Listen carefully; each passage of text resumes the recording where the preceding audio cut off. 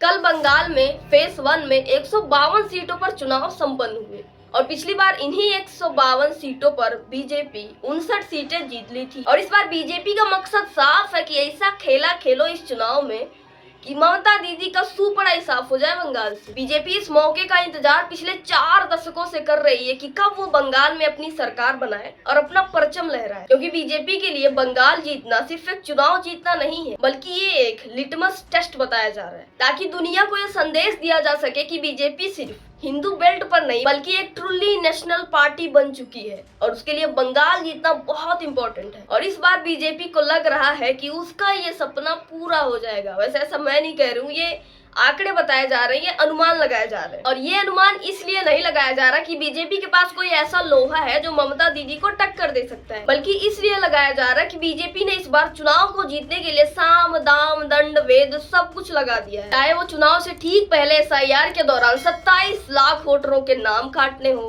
या फिर 5-6 लाख नए वोटर्स का एडिशन करवाना हो। चुनाव आयोग इस बार अपना काम बड़ी ईमानदारी बड़ी बखूबी कर रहा है। अभी देखो, जब मणिपुर जल रहा था तो केंद्र सरकार ने 288 सीएपीएफ की कंपनियां मणिपुर भेजी, जिसमें लगभग 30,000 सिपाही रहे होंगे। बंगाल में फेज ऑफ 1 चुनाव में 2400 सीएपीएफ की कंपनियां भेजी गई, जिसमें लगभग 2,40,000 सुरक्षा कर्मी। हालत इतनी खराब है कि मणिपुर से ज्यादा सुरक्षा कर्मी बंगाल भेजने पड़े चुनाव के दौरान। इतिहास में ऐसा पहली बार हुआ है कि किसी राज्य में चुनाव के दौरान 2 लाख से ज्यादा सुरक्षा कर्मी भेजे गए। तो आइए आज की इस वीडियो में जानते हैं कि इलेक्शन कमीशन की ये जो सख्ती है चुनाव के प्रति, इससे किसको बेनिफिट हो रहा है और क्या इस बार ममता दीदी का सुपड़ा बंगाल से साफ हो जाएगा। फिर मिलेंगे राहे गुलशन तो फूल खिलेंगे और जो फूल खिलेंगे और रहा तृणमूल तो फिर मिलेंगे। नमस्कार दोस्तों, 23 अप्रैल को बंगाल में फेज 1 का चुनाव हुआ, जिसमें 7 बजे तक के आंकड़े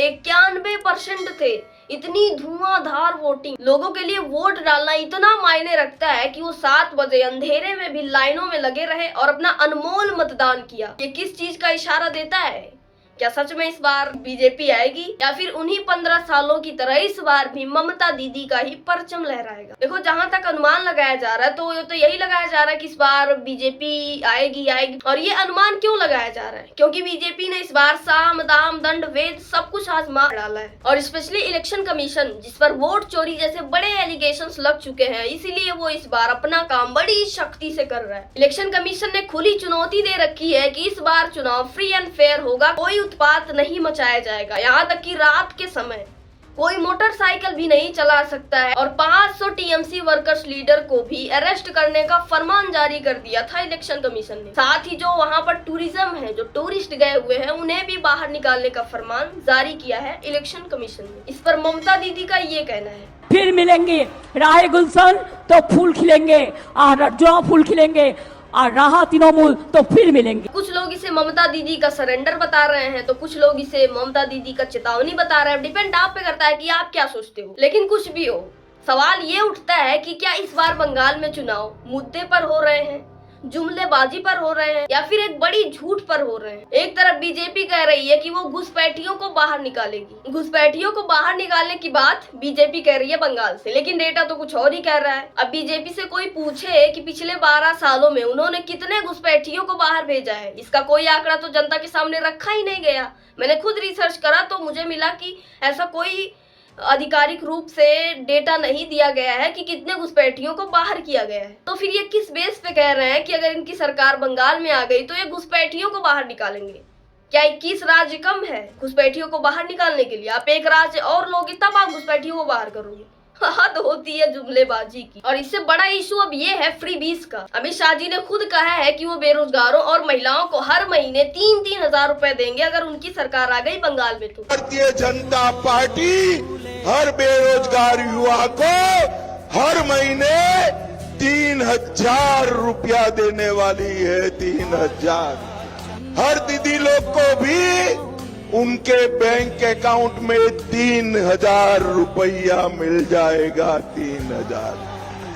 और ममता बनर्जी खुद बेरोजगार युवाओं को 1,500 रुपए हर महीने दे रही हैं। तो सवाल ये उठता है कि क्या बंगाल में इतने पैसे हैं, इतनी पूंजी है जो फ्री में बेरोजगारों और महिलाओं को दिया जाए। आखिर ये पैसा कहां से आएगा? प्रीव्यूज देने के लिए पैसे कहां से आएंगे? और इतना ही नहीं, पत्रकारों को भी रेवड़ी देने की बात कही जा रही है। इलेक्शन के दौरान एक बड़ी शॉकिंग न्यूज ये आई, वाह क्या सीन है, कि बीजेपी के लीडर्स पर अटैक हो रहे हैं और बीजेपी कह रही है कि ये टीएमसी ने करवाया है।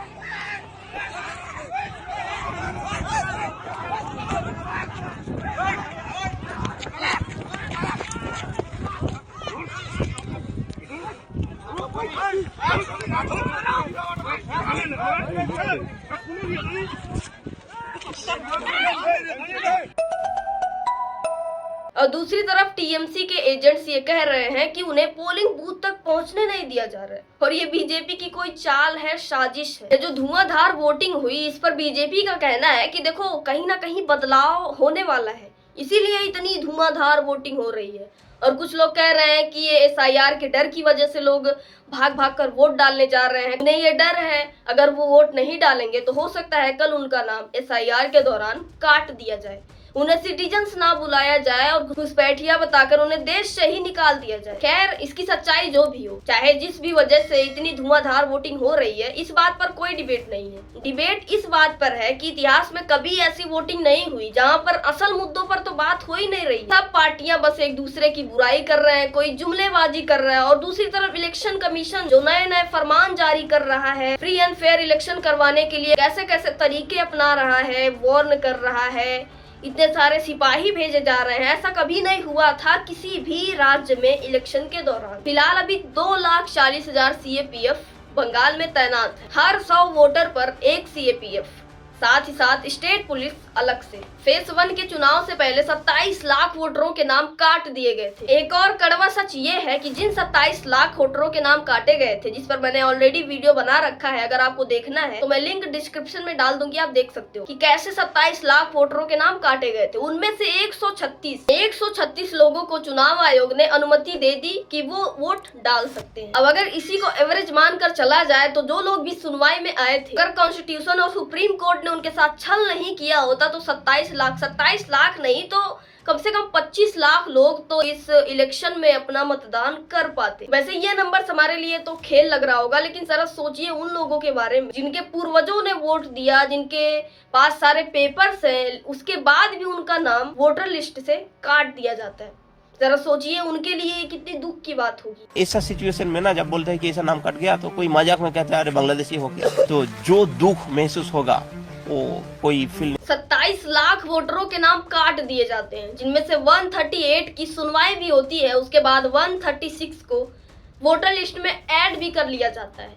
लेकिन यहाँ पर भी सुप्रीम कोर्ट चुपचाप देखता रहा, उसने किसी भी वोटर्स की कोई मदद नहीं करी। अगर वो चाहता तो आज 27 लाख वोटर्स वोट डाल पाते। सुप्रीम कोर्ट और इलेक्शन कमीशन की ये गलती हो सकता है इतिहास में भी दर्ज किया जाए। और इलेक्शन कमीशन यहाँ भी रुकने वाला नहीं है, यहाँ भी वो नहीं रुकता और भी बड़े बड़े फरमान जारी करता है। शाम 6 बजे से सुबह 6 बजे तक इलेक्शन के इलाकों में कोई भी मोटरसाइकिल नहीं चला सकता, चाहे वो जिसे मेडिकल इमरजेंसी के लिए बाहर जाना हो और जिसे फैमिली फंक्शन के लिए बाहर जाना हो, सिर्फ वही बाइक चला सकता है, बाकियों को बाइक चलाने की अनुमति नहीं है। सोचो, इतने सीएपीएफ जवान होने के बावजूद इनको इतनी शक्ति बरतनी पड़ रही है और सिर्फ बाइक वालों के लिए। मतलब बाइक वाले नहीं जा सकते, लेकिन जो कार वाले हैं वो तो बड़े होनहार हैं, उन्हें कोई रोक टोक नहीं है। अब ज्ञानेश कुमार ने ये क्यों किया, किसके बेनिफिट के लिए किया, इसका जवाब तो ज्ञानेश कुमार जी ही दे सकते हैं। और इलेक्शन कमीशन यहाँ भी नहीं रुकता है, एक लिस्ट बनाई जाती है जिसमें 800 लोगों को ट्रबल मेकर्स के रूप में देखा जाता है बंगाल में और उन्हें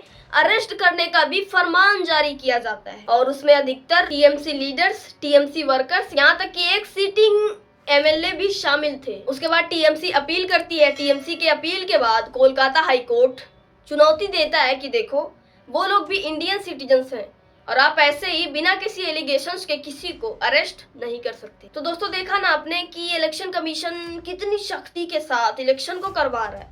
वैसे आपने जितने भी इलेक्शन देखे होंगे, जिसमें भी आपने वोट करा होगा, आपने देखा होगा कि इलेक्शन कमीशन ने इतनी सख्ती से कोई भी इलेक्शन नहीं करवाया। 2,40,000 सीआरपीएफ के जवान भेजे गए बंगाल में। शक के आधार पर इलेक्शन कमीशन किसी को भी अरेस्ट करने की बात कर रही है। बाइक नहीं चला सकते, कार चला सकते हो, वार्न कर रही है ट्वीट करके कि फ्री एंड फायर इलेक्शन करवाएगी। ऐसे लग रहा कोई फोर्स कर रहा हो कि देखो तुम्हें इतने सारे पावर्स यूज करने हैं इलेक्शन में ताकि कोई धांधली ना हो। अच्छी बात है, होना भी चाहिए।